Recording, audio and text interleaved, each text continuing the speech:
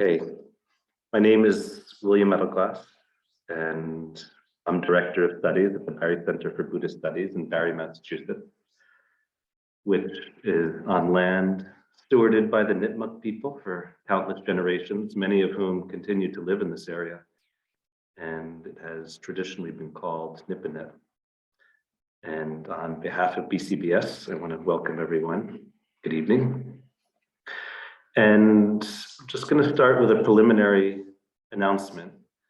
If you are interested in this program tonight, I want to let you know that Tim Ream, who is a Buddhist environmental activist, will be offering an online course here at BCBS starting later this month titled Practicing the Dharma as Earth Activism. And his course will address two overarching questions. There's a link in the chat if you want to look at it. One is, how does the practice of liberation inform activism to benefit the earth? And how can earth activism become the practice of liberation? So it's a course that will help people, can help people become engaged as activists. And the second program that I wanted to let you know about is coming up in a few weeks. It's a residential program led by David Loy, who has been thinking about Buddhism and climate destabilization for a long time. And you can find that information on our website and in the chat right now. If you would like to have closed captions tonight, if you look at the bottom of the Zoom screen, it says there's a button that says live transcript with a little CC above that. You can press that button and you'll get a live transcript. And to give you a sense of the flow of our time together, after a brief introduction of Thanissara, she will lead a short guided meditation to settle in. Then we're going to have a conversation about Dharma and the climate crisis. And then we will invite questions from participants and conclude with a brief meditation. If you have a question, you can put it into the chat function on the Zoom screen, the Zoom button down below. And there may very well be more questions and comments than time to address them all. And sometimes some of the questions will be combined, and we ask for your patience if your question is not phased or presented exactly how you may have worded it. And at any point, if you are having any technical difficulties, feel free to send an email to contact@buddhistinquiry.org. And a bow of gratitude to my colleague Julia for making all these logistical processes work so smoothly. And brings me great joy to introduce Thanissara. If you find yourself in the circles that I find myself in often, you may be familiar with the feeling that arises in a room when you mention Thanissara. She has a very special place, a kind of reverence that is reserved for her, which only a small number of teachers have. And so I'm really honored and pleased that Thanissara is with us tonight. In part also because Thanissara is one of those teachers who has all the classical traditional training and is also wholeheartedly devoting herself to responding to the climate crisis in a really inspiring way. She started her practice in the Burmese tradition of Ubakin in 1975 and spent 12 years, I believe, as a nun in the forest tradition of Ajahn Chah. And for 3 decades now, she has been facilitating and leading meditation retreats all around the world. She also did graduate work in mindfulness-based psychotherapy. With her husband, her partner, Kitisaro, she is the co-founder of Dharmagiri Sacred Mountain Retreat in South Africa, and also Sacred Mountain Sangha in California, which some of you may know runs a 2-year training program that many of my friends rave about. Thanissara has also authored several books, including Time to Stand Up, an Engaged Buddhist Manifesto for Our Earth, The Buddha's Life and Message Through Feminine Eyes, Listening to the Heart, a contemplative journey to engaged Buddhism, and The Heart of the Bitter Almond Hedge Sutta. So thank you so much for joining us, Thanissara. And before we start our conversation, I would like to invite you to offer a brief guided meditation to settle us in. Thank you, William. Thank you so much. Thank you for the warm welcome. Greetings, everyone. Thank you so much for joining us. Yes, let's just take a few moments to arrive more fully. So just feeling the ground beneath us, wherever and however our body is touching the seat or cushion or our feet on the floor. And it's really nice to make bring into awareness that sensation of contact with the earth and feel that point of contact, the sensation there, which is more neutral, usually grounding, connecting. And as we do that, just allowing a sense of dropping through the body so that the earth is supporting us, softening down through the face, the jaw, dropping the shoulders, down through the torso, softening the belly, down through the arms, hands, legs to the feet. So there's just this overall awareness of the sensation of our body. And of course, within that, we feel the rhythm of breathing, which may also be a rhythm that you can bring into awareness and helps us to slow down to the slower rhythms of the body.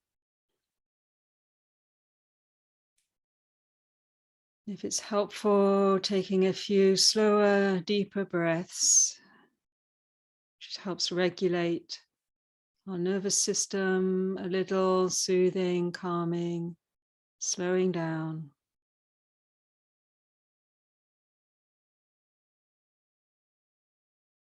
And feeling a longer, slower inhalation, suffusing breath and awareness through the body and the brain down through the torso, whole body.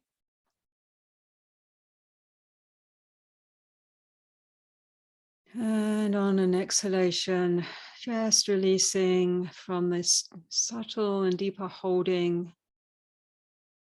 so that we allow ourselves to just release from what we don't really need to hold right now. You just put the to-do list, the next thing on the shelf.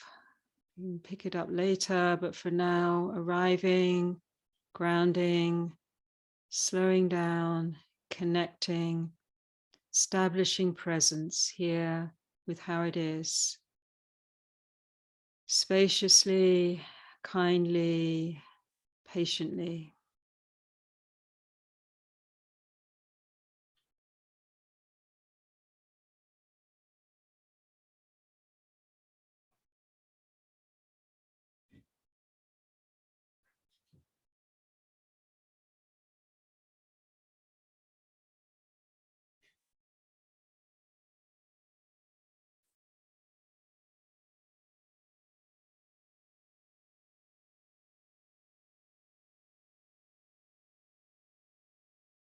And as we do this, we can just bring an intention, a word or a phrase into the heart to support us right now. This is a really obviously central discussion, and yet it's also quite challenging and potentially activating.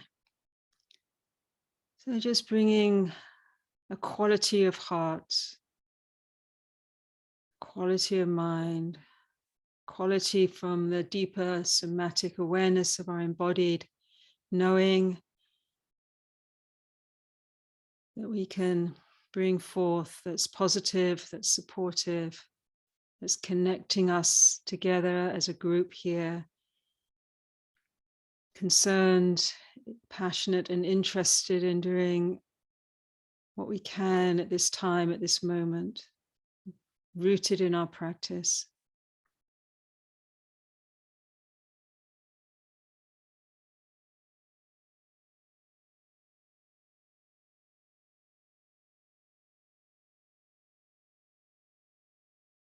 And we can breathe that word through the body, through the cells, the body, the blood, the bones, that phrase, the energy of it,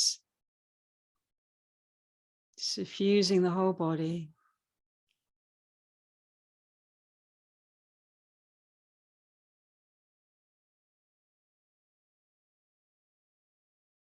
And then before we begin, extending that out and offering the benefits of this to all, wherever it's needed, connecting it with your intention, offering that to all beings at this time.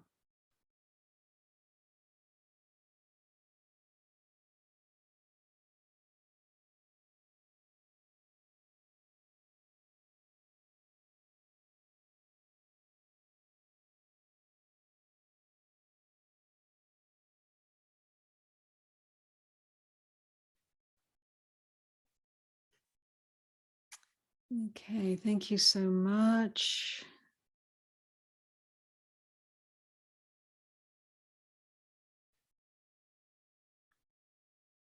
Thank you, William.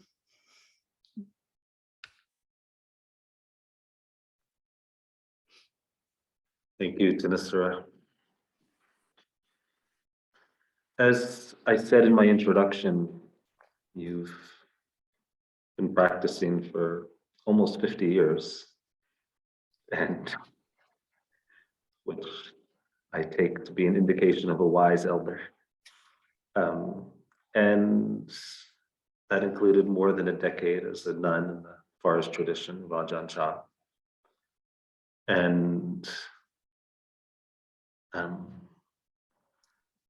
was wondering if you'd be willing to start talking about some of your earlier engagement with Buddhism prior to the climate crisis, prior to the climate crisis becoming really an important element for you, what you think of as Buddhist practice.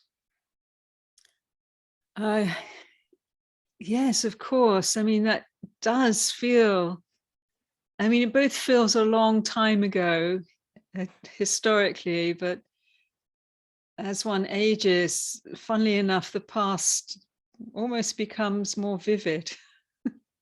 So it lives in you at such deep levels. And when I first came across the Dharma was probably when I was 14, actually. And I spent many lengths of time in our local library because actually I wasn't very good at making friends at that time at school. So I would, you know, I would go into the adult section where kids weren't usually allowed in those days. You know, at 14 you were still like a kid, and I found these books on India and yoga, and I think that was my first real connection, because then I went home and announced to my mum that I was a vegetarian, in fact, and we didn't have any yoga teachers, so I started teaching myself yoga from this book. But so that really, I think, was my first induction into some connection with Asian spirituality. And that really, within, you know, by the time I was 18, I had, through a whole series of connections, really, and the way that my life moved, I had entered my first retreat. And in those days, what first washed up on the shores of Britain were the 10-day retreats that came out of Burma, Myanmar, and they were taught by U Ba Khin, of course, who was the teacher of Goenkaji, Ruth Denison, Robert Hoover, John Coleman. And that, you know, I can see there's older generation here. Some of you may have started with some of those teachers. And U Ba Khin was a very unique, he was unique in that he was a lay person that brought what was traditionally just kept within monastic trainings. He brought that out into the lay community. He was also the Attorney General. Oh no, I'm sorry, maybe some kind of, that's an American. he was some kind of administrative, high up in the government anyhow, but he actually taught his workers and his people, paid them to come and do retreats. And then gradually other teachers came, Goenka, and the first teacher that I met was John Coleman. So this retreat was outside of Oxford at a large centre that had been bought by a Burmese family that were political exiles. It was a large estate. They were obviously wealthy, and they bought this and turned it into a meditation center. So it was my first experience, and I really found it difficult because it was so strict. And we listened to the tapes of Goenka in the evening, and I sort of understood, watch your breath. That was probably the one thing I got from 10 days of what felt quite torturous. But somehow I was captured by the whole endeavor and landed up doing many, many retreats, which led me to meet eventually Ajahn Chah, who came to this center. And I remember we were all quite young and ambitious and wanting to get enlightened. And I remember sitting at the end of one of these retreats, and through the doors at the front, we were in these sort of like Nissen huts at the back of this stately home. They'd built these an evacuee camp for children from the Second World War, and they never deconstructed those huts. So that's where all the meditation was happening. And in one of those huts, there were 70 of us, and there was a lot of from all over Europe. And one day at the end of this retreat, through the front doors of this hut walked Ajahn Chah and Ajahn Sumedho, and they seemed a very unlikely couple because one was very short and rather squat, and the other one was really tall and lanky. But it was the sort of quality of the vibration, or the, you know, what they just felt like they'd come from another planet, and I was completely, absolutely struck by their presence. And the first thing Ajahn Chah did was he kind of looked at all of this, looked at us all sitting there. And I didn't even really know I was doing Buddhism, but there had been this Buddha rupa, this Buddha statue, and we had just sort of shoved it in the corner. Because oh, there's this Asian thing. And Ajahn Chah, he saw this and he picked it up and he put it on a table essentially, and then he got down and he bowed. So my first teaching from Ajahn Chah was this bow. And I really felt at such a deep level that this was a perfect statement in relationship to life. And I'd not really seen such a bow before, or anyone bow, I don't think, in my culture. And it was really a profound transmission, actually, such a simple gesture. And so then I went to listen to him, and I was just, you know, he had this expression, stabbing the heart of his to-be disciples. And definitely I had that experience. I just felt very clear that he had a deep sense of knowing. And eventually I followed him out to Thailand, and he encouraged me to become a nun. And I was about 22 at that time. And I thought, well, I better go and tell my family I'm going to be doing this. So I came back to the UK, and at that time they were starting the first monastery, which was near the meditation community I was living in, hosting these 10-day retreats in West Sussex in the UK. And I went over there to see what it's about, and then I didn't leave for 12 years, and that was Chithurst Monastery. It was at that time, this was the first monastery in the West of that lineage. And the land and the house that they bought, the English Sangha Trust, which had been set up in 1956 to bring monastics over, it was all rather ramshackle and run down. So it really was like living on a building site.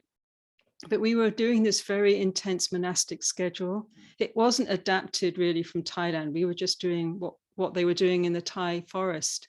I mean, gradually over years, it all adapted in all sorts of ways. So it was very rigorous, you know, it was like, you know, getting up at 4. I mean, it was a bit later, they get up at 3 in Thailand, these long days, 1 meal a day, and then these all-night sittings every week on the moon days. So there was a very rigorous schedule. It was very simple. It was very honed down. It was completely sort of renunciant in that everything was geared towards this simplification and, you know, and meditation, discipline, the schedule. And a lot of it, there was a lot of sleep deprivation, cold, working out and building this thing. And, you know, in a way it was a very happy time, but, you know, gradually our community wasn't very sophisticated in understanding community dynamics and social spiritual dynamics. So, you know, problems arose and so on.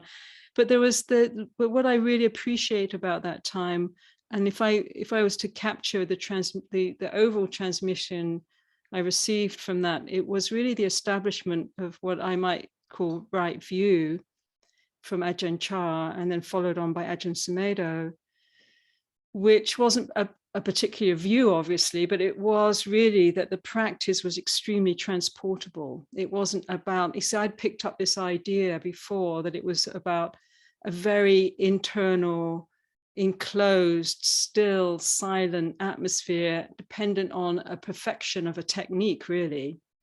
And so I was sort of, you know, and Ajahn Chah just really kind of blew that apart, and even the idea of progressions.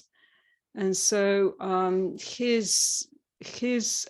from his teacher, Ajahn Mun, it was really bringing everything back to the mind in a particular way of contemplating, is there an experience of dukkha here? And using the experience of dukkha, which of course is an everyday experience in whatever context you're in, and then tracking that back through the Four Noble Truths. What's giving rise to this dukkha? What are you grasping? Where do you need to let go? And can you taste the peace of letting go, letting be? So this was the deep template. And in a way, it's sometimes seen as quite a simplistic teaching, but of course, it's actually extremely profound. So that actually, because I experienced a lot of dukkha in the monastery, you know, and my usual strategies for dealing with that weren't working. So the monastic life was the technique, really, because it would push you to the point of either you shift your understanding, or you're going to leave, or you're going to get really upset, you know. So, and start blaming everyone. So there was this enormous pressure, and you couldn't really make it up. You'd actually land up. He would have this saying: if you're up against the wall and you can't go up, you can't go down, you can't move any which way, then the practice really begins. And, you know, when I think about where we're going with our conversation about climate, I feel that's where we're getting to at a planetary level. You know, we have to shift something much more fundamental than you know, changing the furniture. So this for me was the great wisdom of Ajahn Chah, was his establishment of it's all workable if you have the right relationship and have the frame of the practice to contemplate how the mind is generating this extra suffering, and then trying to change the conditions of the world to make the world what you want it to be, instead of actually shifting inwardly to be able to work with how it actually is. Thank you so much, Thanissara, for giving some sense of your background. In the essay you wrote for the BCBS Insight Journal, A Dharma Heart for These Times, you talk about Ajahn Chah and his approach to the Four Noble Truths. And you then transition to the idea that we have to look at what's directly in front of us with regards to the climate. It resonates a lot with something Joanna Macy talks a lot about, that the most important thing we can do is kind of face up to what's really going on in this world. And I'm wondering if you want to say a little bit about how you think of the Four Noble Truths in the context of looking at the climate crisis.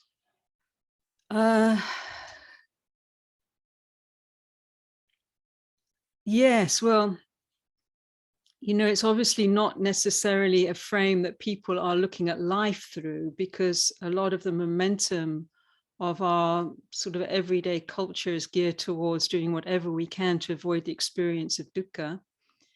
Whereas in the practice, you actually train yourself to meet it and look at it and open to it and use it as a doorway through contemplation to not only the ending of dukkha through releasing our grasp, and but to really also looking at skillful solutions, you know, so what is actually going to work to respond to this experience that isn't generating more suffering. So in that, there is a great template and possibility for whatever we're looking at, whether internal or external.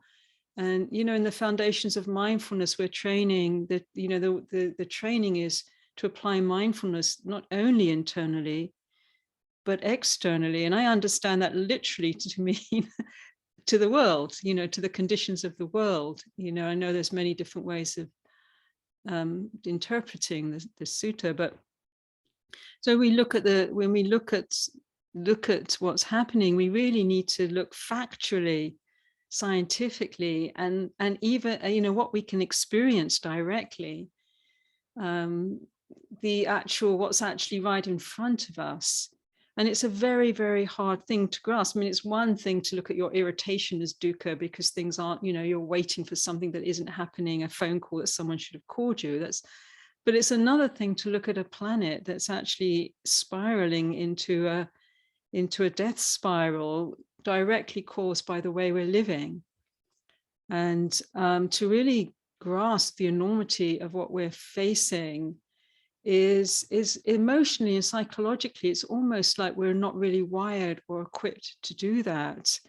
And we, you know, we can see by the enormous levels of denial and distraction and extremity that's going on, almost like a mass psychotic break from reality, that it's that we haven't really got the wiring. But I do think the Dharma gives us that wiring. It gives us the capacity, and I think this is what Ajahn Chah is, a capacity at that moment and you think, I can't take this, to actually breathe and stretch and take it and to stay with it, you know. And you know, but you have to remember that in that training to do that, you know, often we, particularly in the Western model, we think of ourselves as an individual meeting all this. But, you know, when you live in that kind of monastic style, the way Ajahn Chah taught it, it was very collective. So you're working as a Sangha, you're working with deep practices of devotion, of chanting, of daily practices. So these will kind of reinforce and give strength, and also a level of, you know, equanimity that hopefully isn't just like going to, well, why should we care because it's all whatever, illusory, or it's all going to burn up everywhere. But the equanimity that is a realistic understanding that, you know, we might not win through this situation in the same way that we will not win through death. You know, this is something we're going to go through. So in a way, this contemplation is of the Four Truths of dukkha, is like facing a death. You know, it's facing a personal death, the death of the world that we've known to be. So I think what the Four Noble Truths in its subtler place and where it really leads to is and what the Buddha was I think really focused on was that, is there anything beyond death? You know, if there's not, then it's really a scramble. So to actually, you know, in the Thai forest school, the turning to this, like this deathless heart, or the citta, or the unconditioned, which are all words for the indefinable, transcendent immanence of the innate nature of heart, mind, citta itself. And so when there's a taste of that, or a leaning into that, or an alignment with that, then it actually gives a deeper refuge from which you can then meet what is actually unbearable to meet. And it allows you to understand that whatever we're meeting, the heart doesn't have to be crushed. It doesn't, at some level, it can't be tainted or crushed. It's it's unassailable. So, and this is the heart that the Buddha pointed for us to realize, this unshakable heart. And so this, with the four truths, it leads into that realization or opening or tasting. And then that helps us really, it's actually quite a joyful place, because we realize that actually not only can we not meet the unbearable, but we can meet it with actually something that can be whatever way anything goes, regardless of the fact we're actually going to be physically dying, regardless of the fact that we will be losing an enormous amount of the world we've known, which is absolutely heartbreaking, species and rivers and already happening, that we can actually sustain an inner sense of whatever we feel, whatever way that's impacting us at a deeper level. We can sustain this durable, unshakable, timeless heart. This is a deeper and more immanent reality we can bring to meet. So for me, there's just so many Dharma jewels in this frame of the Four Noble Truths, and then the deeper unpacking of that, of the wheel of dependent origination, that starts to really allow us to realize that this wheel of suffering is also a condition for liberation. It's not just suffering, collapse. Suffering conditions liberation, conditions the path, conditions a way of inquiring, how do we move on and out of these old patterns, these old stories. The difference is that we're not just doing this for ourselves or in our community. We're taking that same lens and looking at this huge picture of the world in a multiple planetary crisis. And the fact is, it still applies. This practice still applies. You don't need sort of necessarily new practices, because they're there to help us navigate this territory. But the other difference is, I don't think that we can actually, this is not a solo journey when we look out and look at the complexity of what we're facing and the urgency and the enormity of it. This is something that we need to actually put our minds together to look at how do we build that path for these times that allows for resiliency, liberation, compassion, engagement, and as the Buddha taught, reaching out for the welfare of all. This is part of the Buddhist shtick. It's not just about the Buddha did it, like he hung around and kind of worked with all sorts of problems for the benefit of turning the wheel onwards, so it's all there, really. It's just a question of applying the medicine. And this frame, the whole book, Time to Stand Up book, and to some degree, the book Thanissara and I wrote together, the underlying frame of it, though it's not necessarily transparent to a reader, is the structure of the Four Truths: naming the problem, diagnosing and naming the problem, looking at the causes, looking at the possibility of liberation, then what do we do about it to bring about that liberating results?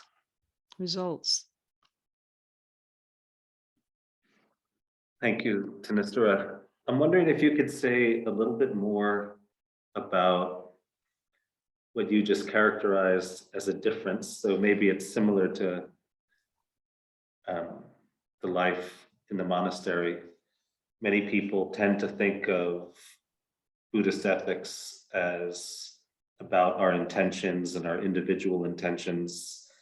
I think we probably can agree that with the climate crisis, we've reached a point where intending to have a vegan meal, or intending to buy an electric vehicle or intending to put solar on the roof, that these individual choices and individual actions are not adequate. What we need is regulation, legislation, international agreements. Essentially, what we need is collective action.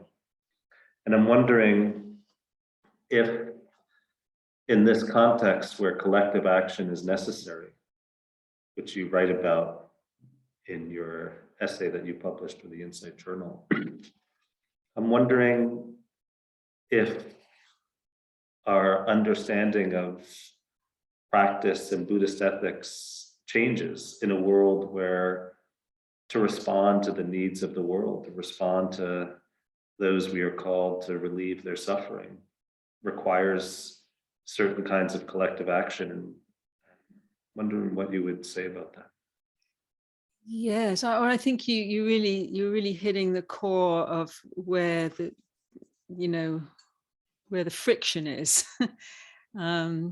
is translating all of this into actually action at all levels. It doesn't necessarily mean to be on the streets, but to kind of metaphorically or in actuality to be on the streets, and to bring forth and to apply smart pressure, which also means political pressure. And it's one of those conversations that I actually really question, like, well, we're not political, but in the monastic life we never voted, and there was this idea we're not political, so we can be open to all people regardless of their persuasions, all classes.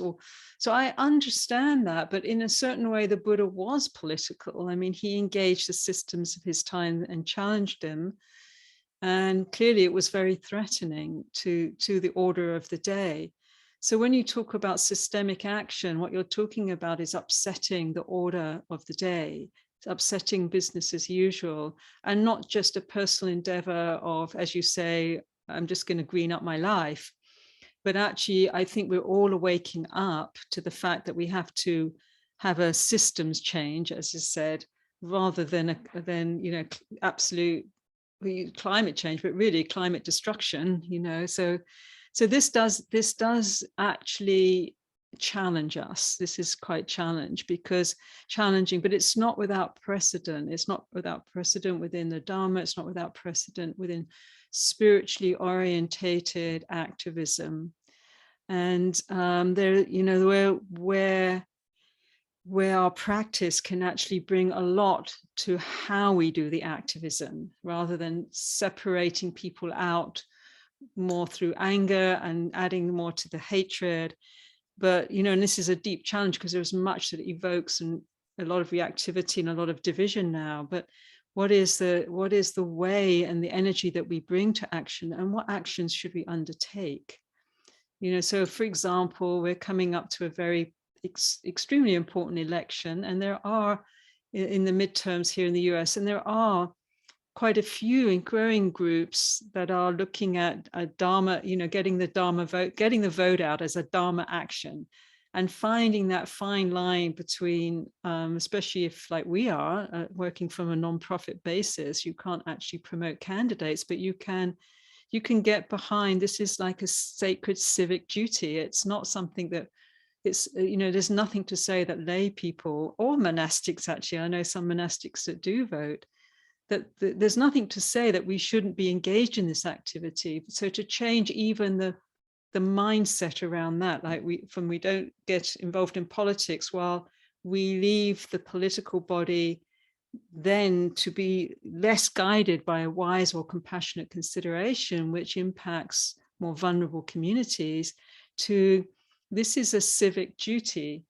And it's in the Dharma to fulfill, I mean, there's many sutras around this, to fulfill our civic duty. And, and then how can we support that? So, finding ways which are very allowable for us to do, to apply political pressure, to question the Buddha, challenged and questioned unethical practices. So there's a precedent set. He tried to stop wars. He didn't always succeed, but he tried. So, we can look at, what's happening in the fossil fuel. It's being driven by this addiction to power and greed. So, and this is why I think we need to put our creative thinking hats together and hearts together to really consider what is an optimum way to bring pressure. Like, for example, I think supporting something like ecocide law, to have companies that desecrate land, that go in and decimate First Nation people's communities, and not only First Nation, but lands here, to get behind the many initiatives around making this part of the Rome Statute as a crime against humanity on the level of genocide. And so, there are ways that there are probably many lawyers in the Dharma world. And if not lawyers, then we can get behind funding, we can get behind joining up, we can get behind ringing up senators or whatever. There are so many on so many fronts. There's so many initiatives. The young people out there on the streets, striking for Friday school strikes or sunflower, or to actually get out on the streets with them.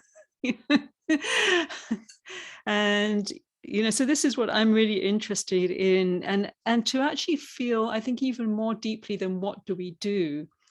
I think it's changing the mindset to say that actually right action, this is part of right action, and it's what we should be doing as an expression of our Dharma practice at this time. And so that everyone finds their level and edge to engage. But I think inwardly, to actually, I've had to do this, and I think many people have to, there's this sort of almost like this good internalized good Buddhist persona, where you don't say much. You don't, you don't get angry, and you're very quiet and measured and skillful in your speech. And that's great. And I'm not suggesting we all get sort of raving angry, and certainly not expressing outward anger is not necessarily helpful, but to feel enraged at the destruction of the planet is an immune system response. And to actually say, yeah, how do we then distill that into clear action?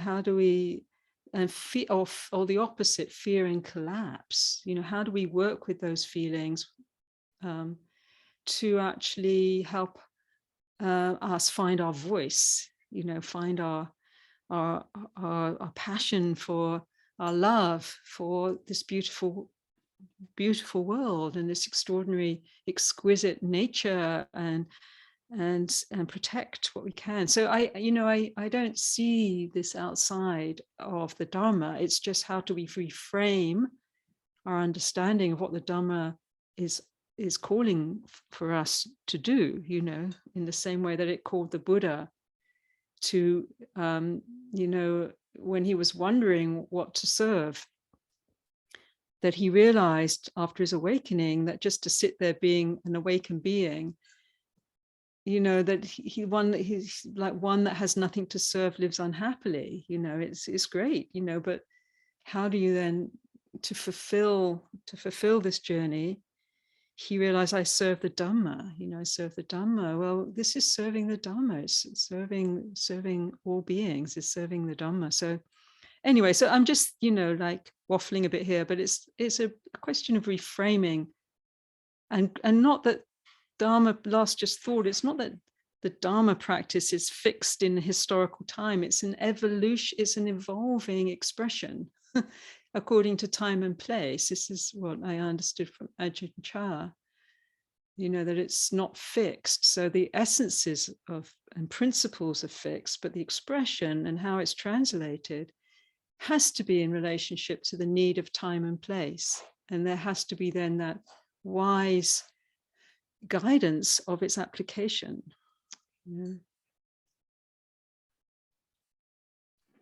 Thank you. One of the things that strikes me in your work, Thanissara, is that often when you are writing about or addressing really painful things and also really beautiful things, that you turn to poetry. And that poetry is a way in which you sometimes express what is most important and what is most meaningful. And I'm wondering if you would like to share a little bit about the role of poetry in being for you being a Buddhist climate activist, about facing the reality and how painful that is, and simultaneously holding in our hearts, which is something you've been emphasizing tonight, what is joyous, what is beautiful, what's a source of joy that we love, and the role of love that, do you want to say anything about that? Yeah, I think it's a really lovely question, because beyond my own particular personal ways of expressing, trying to express something it's really a journey beneath the cognitive way that we frame the world. And then the sort of patterns of the cognitive tend to be a little bit limiting, because it's connected often with a discourse that sort of goes around the same tracks.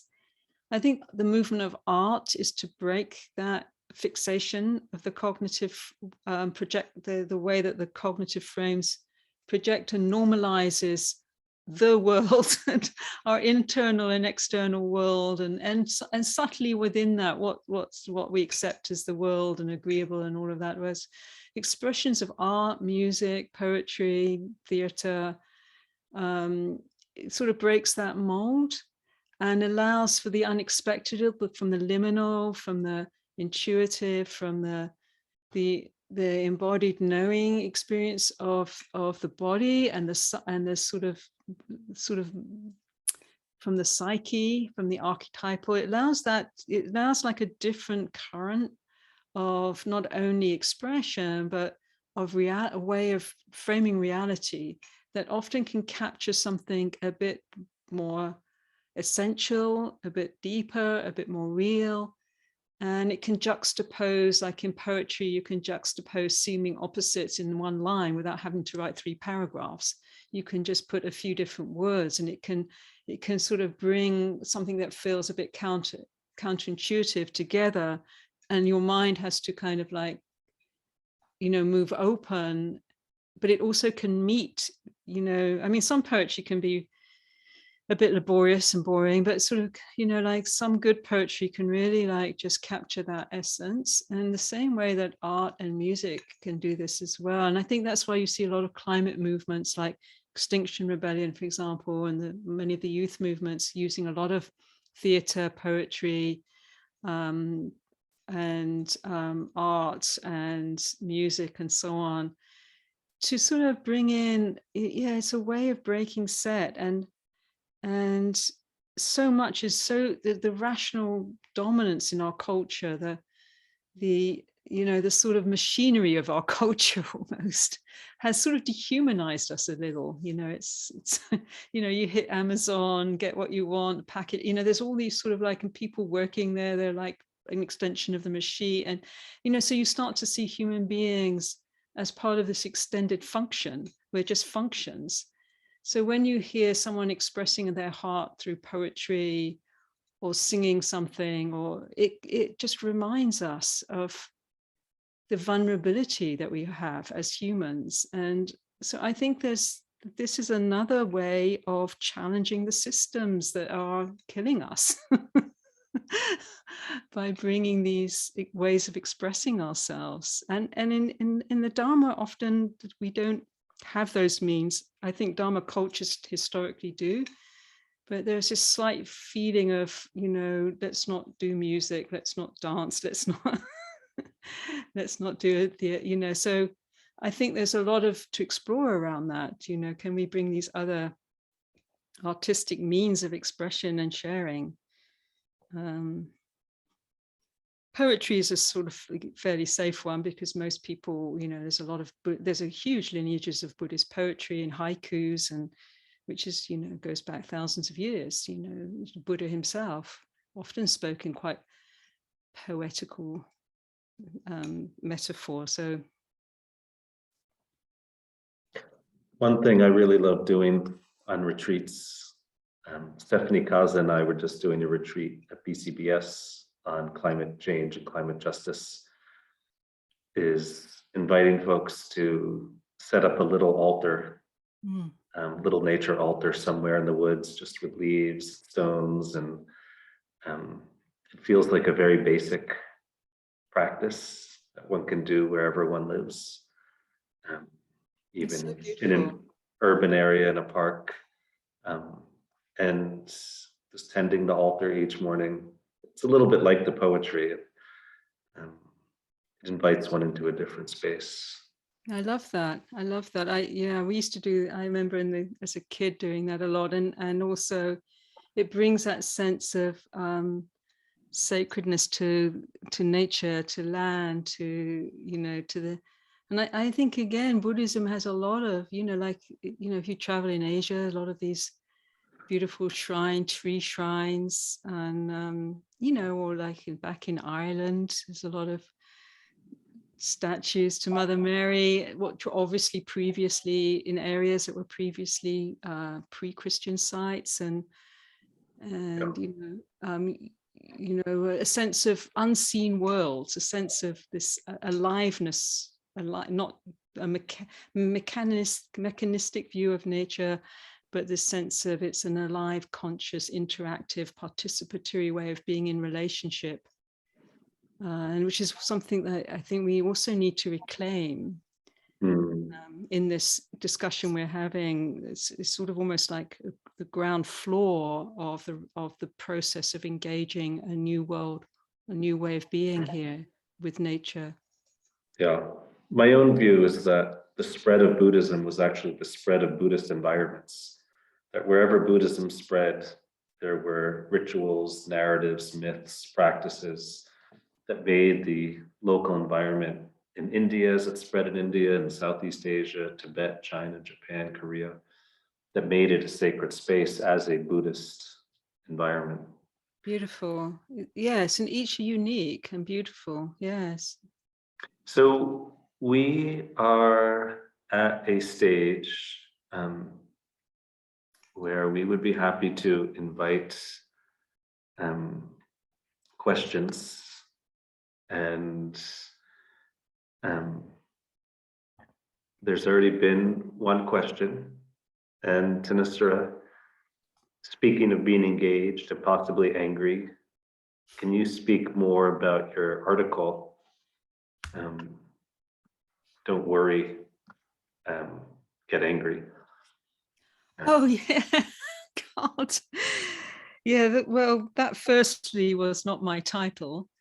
And thank you for bringing that up, because that was quite a challenging experience, because it was a piece taken from the book Time to Stand Up and was published in Tricycle a number of years ago. And the opening line was something like, sometimes as Buddhists, we get shamed for expressing anger. And I got a tremendous amount of pushback on that. And I thought, I'm sure I didn't, that isn't something I actually advocate as a teacher. So I looked back on my book and it actually said, getting shamed for experiencing anger. I just didn't catch it when I was proofreading, but that shift from experiencing anger to expressing anger, actually I got completely trolled by that on social media. And it was, I wrote to them and said, actually, and I didn't hear anything, but that's the sort of danger of both as an author, you have to be very careful to proofread your stuff, obviously. And also, I don't know whether that was a deliberate mistake or what, or they're just going for something a bit more edgy. But my point in that particular piece, which was in the middle of a book, which is that there is a lot of shaming, which I think of actually the experience of anger. And in the Buddhist world, anger is considered a very negative emotion for very good reasons, because it can really burn you up. And if you act on anger, look what we've just seen, all these horrific shootings, you know, it's devastating. But however, psychologically and in your embodied experience, experiencing anger is part of, you know, it's complex. It's a complex emotion, but it can also be positive in that it's indicating that there is a transgression of your boundary. You know, it's almost like your immune system when you're invaded. The point is, as a practitioner, is what do you do about that anger? It's not that you're experiencing in it and then suppressing it and shaming that experience. It's a bodily reaction often, and you know, but it can be very layered from your own psychodynamic history. But when you feel that, it's important to just take note rather than just sort of bypass it and try and be nice and pretend you're just a nice Buddhist. It's like, actually something's not right here. Something's not right here, and I need to address it. And something very creative can come out of that if one actually learns to work with anger and really consider, you know, I need to either say something, I need to push back here, I need to change set. And so at that point, I think we can get a more fluid reaction, a relationship with anger, and translate it ever more fluidly into a skillful response. And so, you know, when it comes to the planet being destroyed, when it comes to the water being polluted, when, like, for example, you know, in my home country, there's a massive amount of deregulation happening. So they're literally just pouring sewer into, you know, raw sewage into the rivers. You know, these beautiful, you know, rivers that they're being destroyed, and the fish, and you know, and an appropriate feeling is to feel angry about it. It's not just go, oh well, it all passes and let's just let it go. It's no.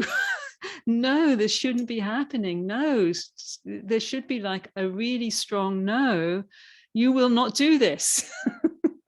And I'm going to do something about it. It doesn't mean to say that you have to go and rant at some official, but it's to think strategically.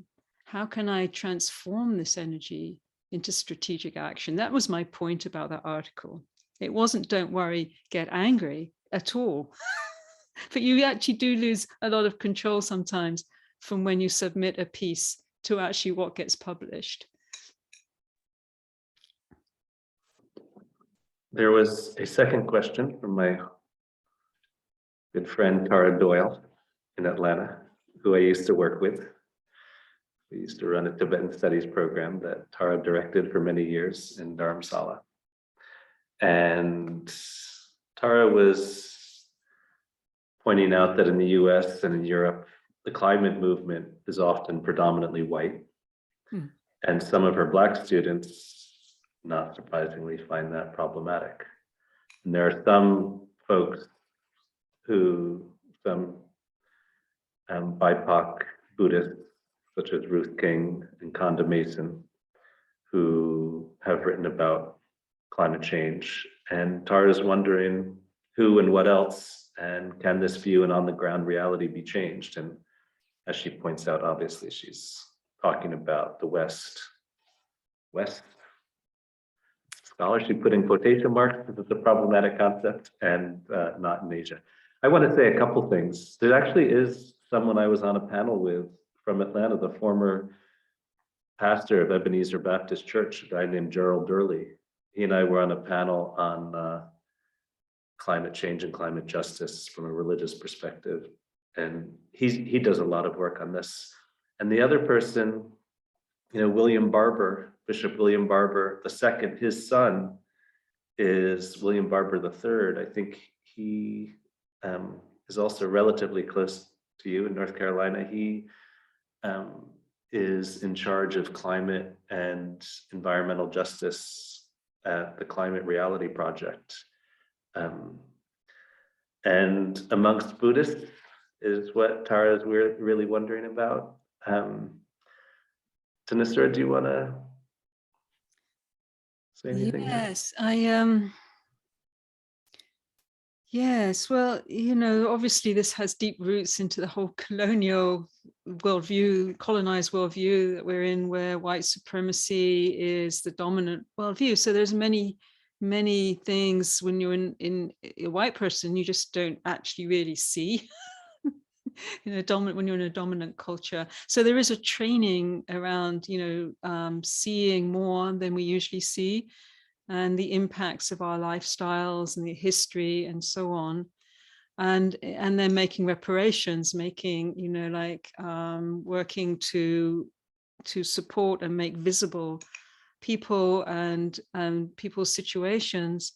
I think in terms of the Dharma, there's been for the last, I've been involved more proactively in the development of the diversity, equity and inclusion focus of centers since probably about 2008, when I was invited to join CDL4 as one of the co-teachers. So that began my sharper learning curve into the US story around this journey. But I think there's been an enormous focus on race itself, undoing white supremacy and race, but that hasn't necessarily translated consciously. And then how do we apply this to climate? And it was almost seen that climate was sort of, pushed a little bit to the side if you'd bring that in. So I think it needs another kind of round for centers and for us all to think about how do we now broaden that out, because we're now all, and it is actually the case that often BIPOC communities are historically more grounded and deeply embodiedly, ancestrally knowing of what it takes to be a movement that's coming up against an unfair and unjust system. So I see that the BIPOC community are often really more like our guides. And I think there's a difference between just trying to populate your movement if you're white, because you suddenly need some BIPOC people.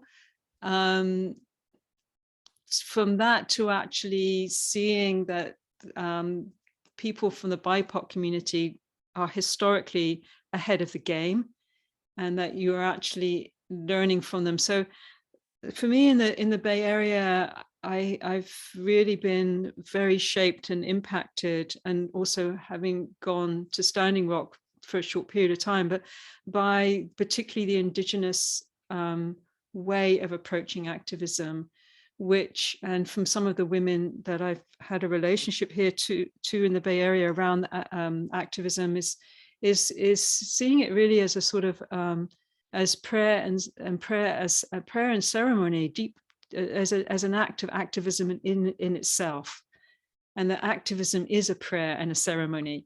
So I think this non-splitting between the spiritual and activism is one of the profound gifts from the Indigenous community. And then the sheer resilience and power from the African American community of years and years of coming up against the exhaustion of a system that is so diminishing of their impact, of their rights. So I think first of all, white people can read a lot. I read of our history, become really familiar with colonialism and the historic realities that we're living here in the US and what it's built on. And it's also the case that it's okay for white people to have we're actually, the white people is the place where we need to wake up. We wouldn't be having, if I had a discussion in a BIPOC community, these questions and this way of talking, it would be almost like, well, they're like about 3 light years ahead, this wouldn't really be the discussion. So I think these are discussions that are happening primarily in the white communities, because we do have to come up to speed. And I think it's all right to actually also say we have a slightly different need at this moment as white people. And that need is for us to work and figure out ourselves what we can do to support BIPOC communities and what we can do to wake ourselves up and get more on the front lines to get behind what they're doing, you know, rather than trying to just populate and, you know, tokenize BIPOC people. So those are the ways I'm thinking about it. But I have to confess, I'm not particularly clear. I haven't got solutions about this because it's an ongoing process. You know, we're in a process around all of this, and but it's very, very clear that it's not just climate and terms of, you know, we're just sort of going to green ourselves up and get my electric vehicle, go plant-based, but it's actually about climate justice. And that's a whole nother level of commitment and engagement, which we should be really committing to. Thank you, Thanissara. And Tara, there are a few people who are BIPOC Buddhist teachers who are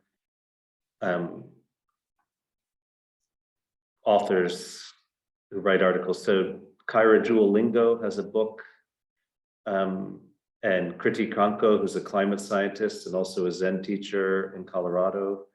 There are, maybe I could email you afterwards, but there are a few people who are BIPOC Dharma teachers who have written on climate.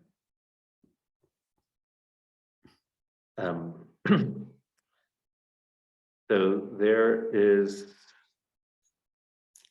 a question, a comment from someone, more a comment than a question. I'm a press secretary for the National Sierra Club Beyond Coal campaign. I'm also the only Black woman on the media team in this role at the moment. I have to make the climate crisis urgent and understandable to people, while also framing it so that we and I don't just lose hope. It's frustrating and heartbreaking at times because BIPOC folks are the most affected and least resourced, and transactional relationships cause so much harm. I learned a lot from Sebene Selassie. Thank you, Alyssa, for your work.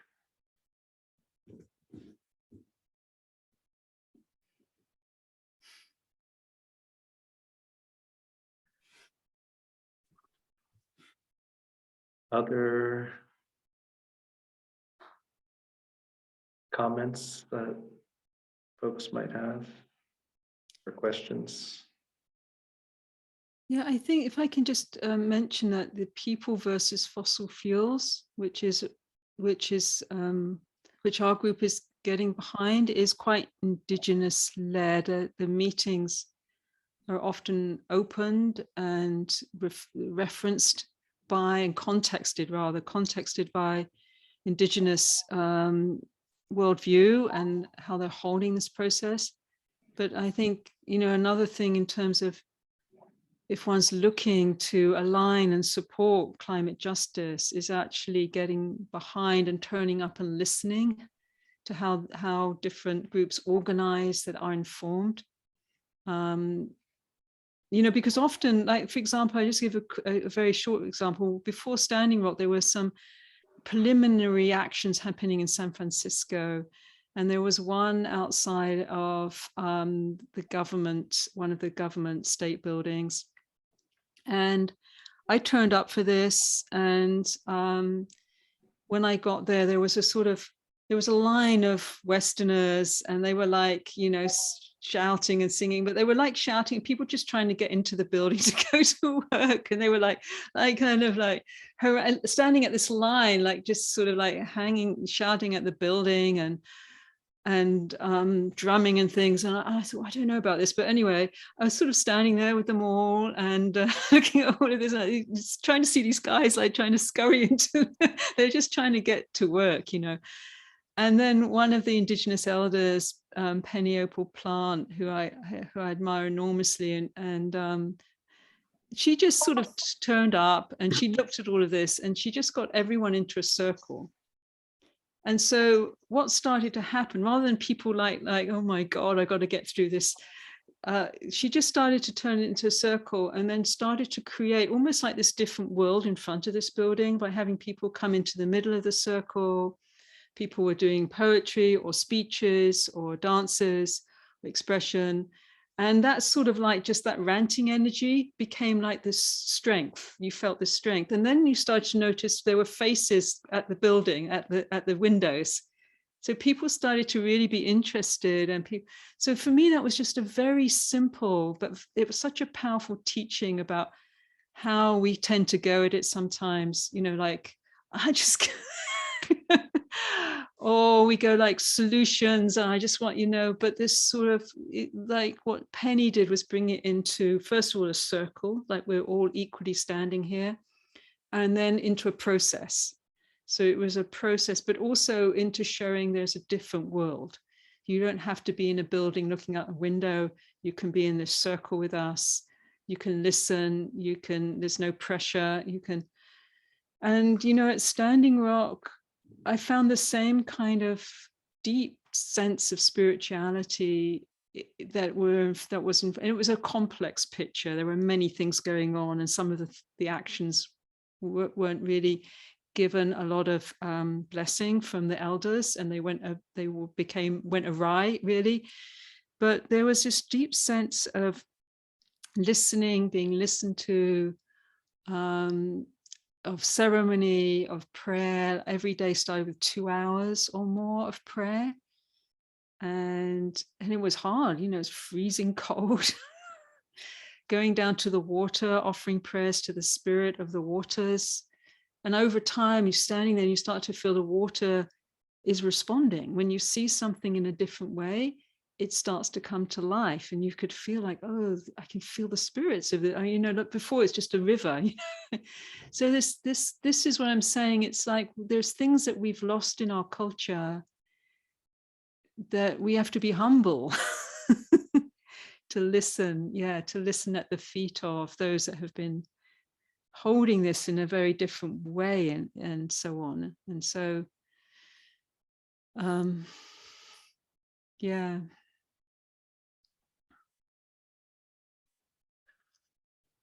Thanissara, one question that came in, and excuse me, everyone, as you can see, I'm coughing, I'm not feeling so well.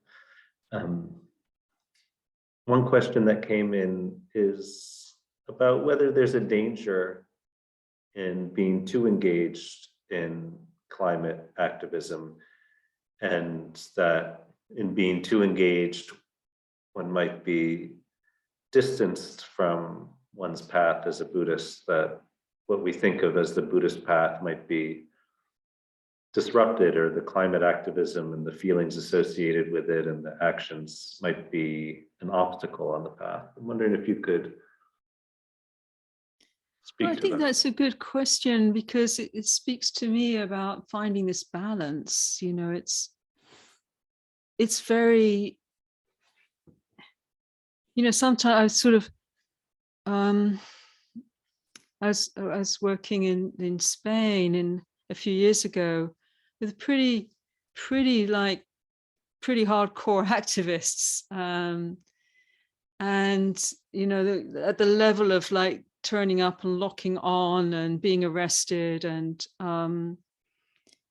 it's you know, and what my feeling was as we were going through the retreat was that there was just like, everything had to be challenged in a way that didn't really allow for deeper settling.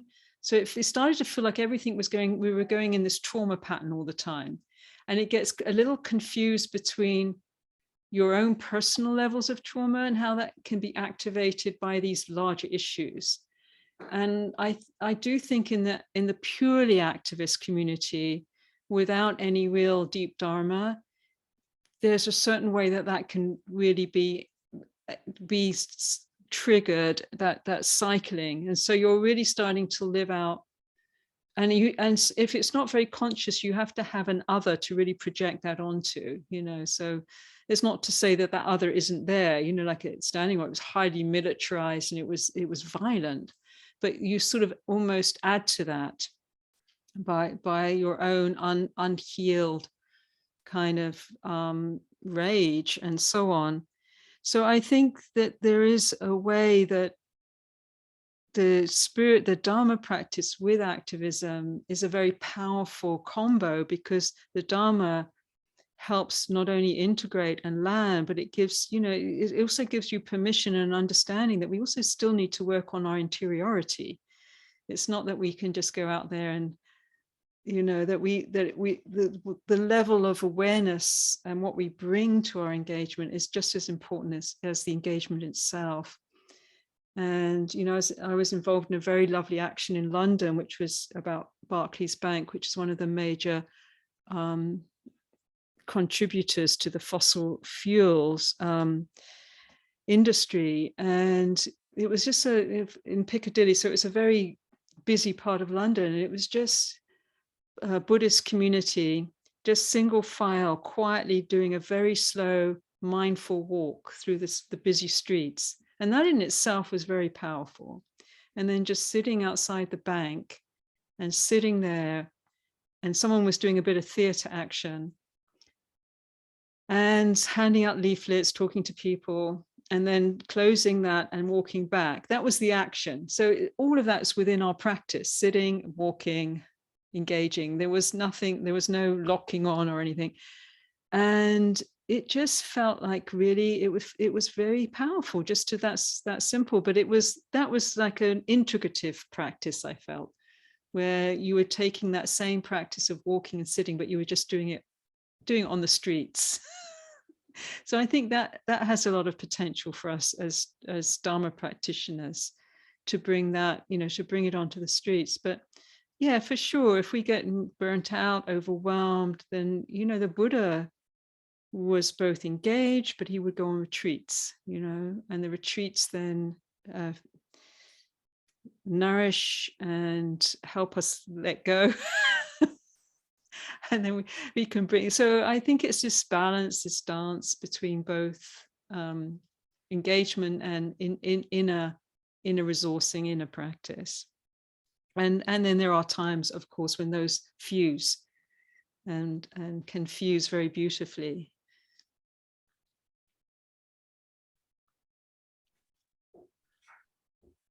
One question, Thanissara, that takes up, I think, something that you alluded to earlier is the notion of love as action. I don't know if you said that explicitly, but maybe that is what somebody was getting from what you said. And is there anything that you have to say about it's that something, idea? Yeah, well, I've sort of, you know, love's a tricky word in Buddhism. You know, you get compassion, loving kindness. But I've been really thinking about this. You know, it's like, you know, there's a lot of divisions, a lot of hate. I've been very activated and can feel that being activated in me, the divisive, hating thing. And it's you know, like it's intense. It's intense. And you know what, I've been contemplating the Buddha's you know, hatred isn't overcome by hate. Only through love, through compassion is hate overcome. So I've been thinking of love. And unfortunately, we have very few English words to capture that, the meaning of that, you know, and I know other languages have many more different words that have more nuance, but as a power, as a power of the heart, and that's inassailable, really, that that is both a spiritual power, that there's a spiritual level of love. You know, you could call it compassion, but compassion traditionally is more resonant with suffering and implies that, you know, you're compassionately responding. But love feels like it's a little subtly less dualistic in its purest form. You know, if you sort of not really connecting it with romantic love or emotional love or loving someone in particular. And I think it's a bit warmer and more, maybe more dynamic and passionate than metta of loving kindness, which can also become almost like a slightly formulaic approach. But it feels like an innate quality of the heart itself that we love. You know, we love particular things, particular people, but if we can get to that place where we love nature, we love this planet, we love our lives, we just love, you know, we're loving beings essentially. And, you know, there's a lot of complexity that gets in the way of that, but if you just sort of get to the essence of living beings, there's this beautiful nectar of love. And so I've been really considering that this is a real power in this time, is that we can bring our love of everything, our love of our lives, of everyone, just bring that as a motivating force to this, to this very fraught territory where there's enormous hatred and destruction and ignorance and greed. That, to really test out this Buddha's teaching. Love overcomes all, it seems to be saying. Is that really naive? I mean, it can be fierce love, it can be strength, it can be. So anyway, I'm just really been excited, but thinking about that, like a revolution of love rather than a devolution into these old splits and hates that seem to be so dominating our news cycles and our world at the moment. Everyone needs love. So anyway, I'm just sort of playing with that as something really that's giving me a lot of nourishment to consider in response to this really, truly heartbreaking time we're in. That's beautiful, Thanissara. I love what you just said. We are going to end in a few minutes, but before we do, I wonder if you could briefly say a little bit about Payon.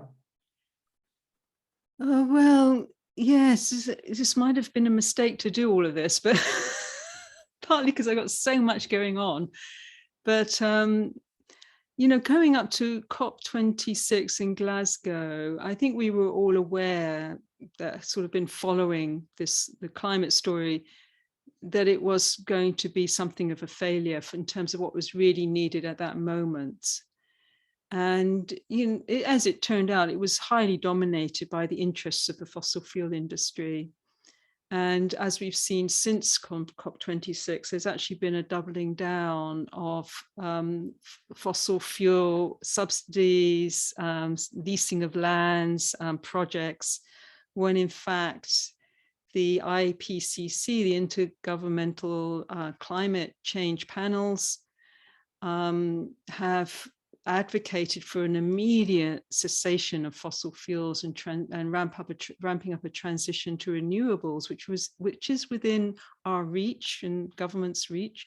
So it was all of this that was a very disappointing and dreadful moment to realize actually this is like an addiction, and there aren't really powers that seem to be in control to bring us away from this cliff edge. It's just, in fact, they're doubling down, whether it's political or corporate power. So in response to that, I was talking one morning with our operations manager of Secret Mountain Sangha, which is our platform. And she was in a hotel seeing her family stuck in Oregon. It was the fire season here in California in the Northwest, and she was smoked out. She couldn't get out of her hotel room. And she was talking about the irony of, like, this hotel that her family put her in had all these posh shops, and it seemed crazy. It was like this moment we were just like this crazy, and we said, let's do something. And I wanted to think of a word that an acronym that would sort of, because everything gets acronymed in US, that would actually have a good meaning. And I love the word peon, which is sort of like a paean of joyful voices rising, because my feeling was this is a moment, because we've been so betrayed really by the powers, whether it's media, government, fossil fuel, whatever. At this moment, it really is now we, the people having to stand up together with our voices, a sense of joyful voices speaking out in love for the earth and to do what we can to protect. So this was a climate initiative we began, and the acronym stands for People's Alliance for Earth Action Now. And our core idea is supporting and growing small local groups that are looking at initiatives near them interfacing with national and international network of climate activists, and particularly Dharma-orientated climate activists, to build resilience, to inspire action, to bring speakers, education, resources. So we're just in the process of building that as a platform and building a team. Our website's about to go live. But you know, the problem with good ideas is it always turns out to be a lot of work. You have to think of the nuts and bolts, but I'm actually quite excited about it. And I really feel like, yeah, this is something I really want to put energy into, bringing the Dharma as a resource for my personal and our collective engagement. Thank you, Thanissara. I wanted to say something about Payon, in part because this event is co-sponsored by Payon. Maybe there isn't a website yet, but there is an initiative, and the dana will be shared with Payon. Some of you I know are familiar with the practice of dana. The word is etymologically related to our word for donation, or it's basically about gift giving, but in Buddhist traditions, it's the very first virtue of the Bodhisattva. It's what allows us to give to those who are in need and also relinquish to some degree from objects of attachment. And in this highly capitalistic world, there's something I find very moving about the whole practice of dana. It's a way of living and engaging that is somehow not caught up in transaction. So Thanissara speaks to us tonight, as with all our teachers, she's not contracted. And we offer this evening freely. But Thanissara needs to buy clothes and buy food and needs to pay her electric bill, and Payon needs to support the people who are working on the website, and Payon needs to probably file some paperwork with the state to become a 501c3. And so even as this practice is kind of outside of capitalism, we all, Payon, Thanissara is caught up in capitalism, which is just to say, in Buddhist traditions, we don't want to give beyond what feels comfortable. If we regret or resent a gift, that's unhelpful for us from a Buddhist perspective, classical Buddhist perspective. And we want to support good work and the kind of work that Thanissara is doing. So you will receive a link from BCBS with an opportunity to offer dana. And in fact, the link is in the chat right now, and I invite you to do so. And Thanissara, I would invite you to close our evening with a brief guided meditation. And also, I want to express my gratitude for your sharing tonight and all the work that you've done on these issues, and the way that you have shared the Dharma with so much heart and so much engagement, and all the work that you're doing. So thank you so much. Thank you so much, William. It's been such a pleasure. I hope you feel better soon. Thank you, everyone. Let's just dedicate the blessings of this meeting. It's wonderful. We have an opportunity to contemplate the Dharma. We give thanks to all the practitioners and the lineages that have enabled us to do so. And we share and dedicate all blessings from our meeting to the welfare of all,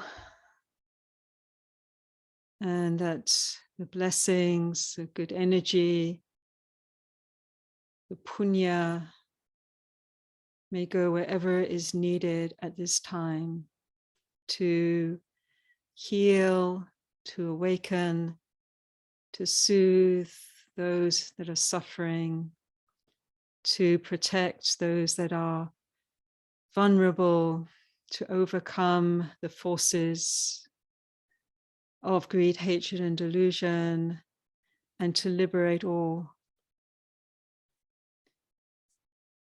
Bhavantu sabba mangala, rakantu sabba devata, sabba buddha nubhavena, sati soti bhavantu te. Bhavantu sabba mangalan, rakantu sabba devata, sabba dhamma nubhavena, sati soti bhavantu te. Bhavantu sabba mangalan, rakantu sabba devata, sabba sangha nubhavena, sati soti bhavantu te.